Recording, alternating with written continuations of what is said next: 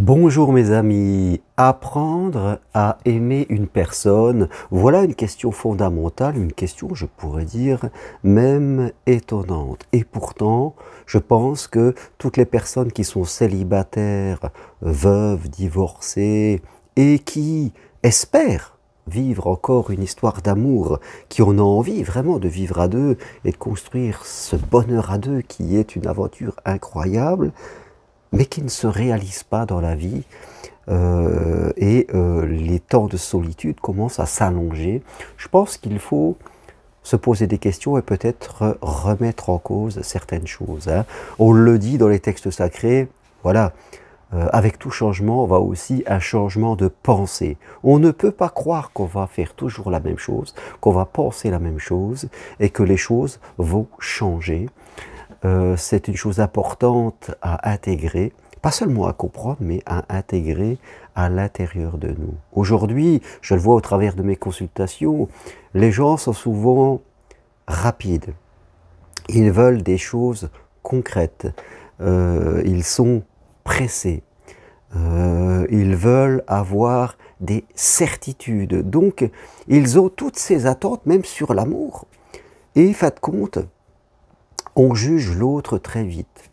On juge l'autre s'il nous convient ou pas, si ça va le faire ou pas, sur des a priori, sur des interprétations, sur du paraître. On fait à l'autre ce qu'on n'aimerait pas qu'il nous fasse. Et faites compte, comme on juge très vite, eh bien, les choses ne se font pas et on quitte des gens, alors que si on laissait un peu de temps, peut-être que ça le ferait. Je crois que c'est une histoire de temps. Et il y a le temps de l'homme, hein, il y a le temps de la pensée humaine et il y a le temps de l'amour. Si vous allez chez vous et que vous plantez des fleurs dans votre jardin, vous aurez peut-être avec votre pensée humaine envie que le plus vite possible la fleur sorte de terre et que vous ayez un très beau jardin. C'est ce que vous avez envie et pourtant vous acceptez que le travail qui se fait sous terre est un travail qui demande du temps qui ne vous appartient pas, et vous n'avez, par votre volonté, vous n'avez aucun pouvoir, je dirais, d'impacter ce temps. Donc vous acceptez tous les jours, vous espérez, et cette espérance et cette patience, et l'entretien peut-être que vous allez faire en arrosant juste ce qu'il faut tous les jours, en veillant à ce que la fleur ait le soleil qu'il lui faut, vous allez surveiller cela, faire tout votre possible pour que, en fin de compte, cet amour et cette fleur sortent de terre le plus rapidement possible. Eh bien, en amour, c'est un peu ainsi.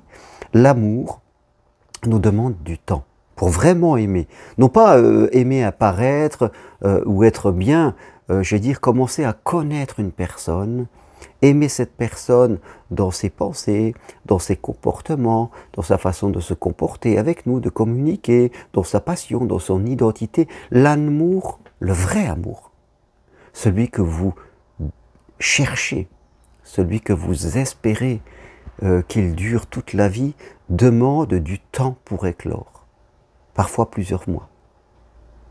Donc, c'est important de se laisser du temps. Je dis souvent aux gens, faites attention, l'amour n'emploie pas les chemins de la conscience humaine. Parfois, il y a des personnes, et puis comme ça, on a l'impression qu'on ne sent pas grand-chose, mais au fur et à mesure, avec le temps, eh bien, on va les découvrir et on va apprendre à l'aimer.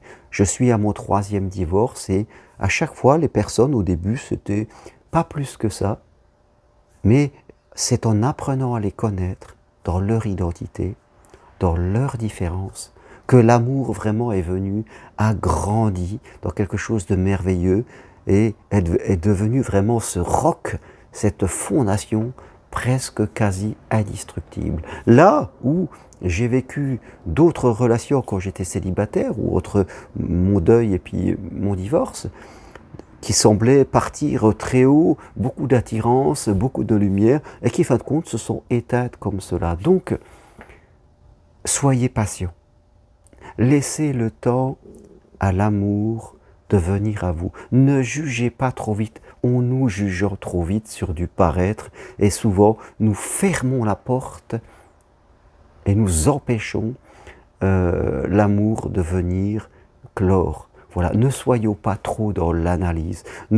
C'est vrai qu'on vit dans une société où on veut du tout de suite, on veut de l'Amazon amour, on voudrait que ça soit livré dans un paquet déjà prêt à porter et qu'on soit tout de suite, qu'on tombe amoureux, qu'on ait tout de suite les sentiments comme ça. Il y a des fois que j'ai des gens en consultation qui viennent et qui me disent qu'ils ont rencontré quelqu'un au bout de 10 jours et qui se disent « Ah ben c'est l'homme de ma vie » et puis on se met ensemble au bout de 15 jours et puis après patatrac, on s'aperçoit que c'était à l'heure, qu'on s'est trompé, qu'on s'est précipité, parce que on était un peu aveuglé par notre désir de vivre à deux et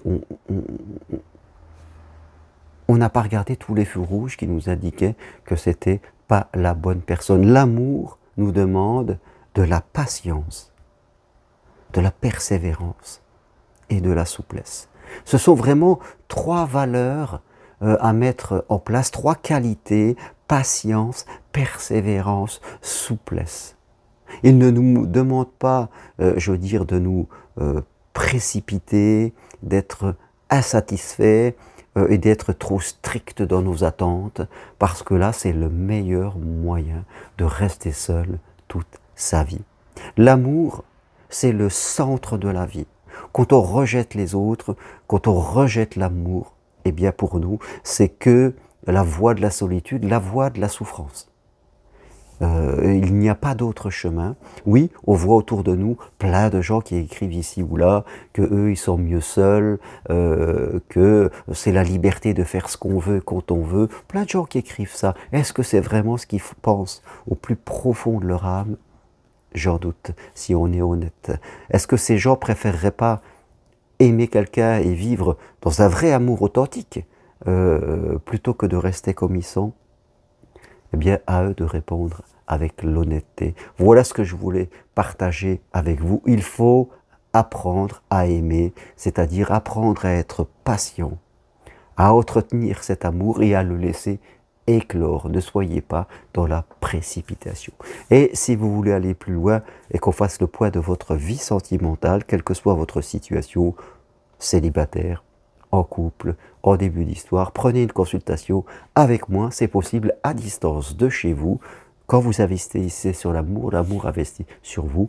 Et si vous voulez devenir psychopraticien professionnel, suivez mon enseignement individuel, là aussi, en visio, possible, à distance de chez vous.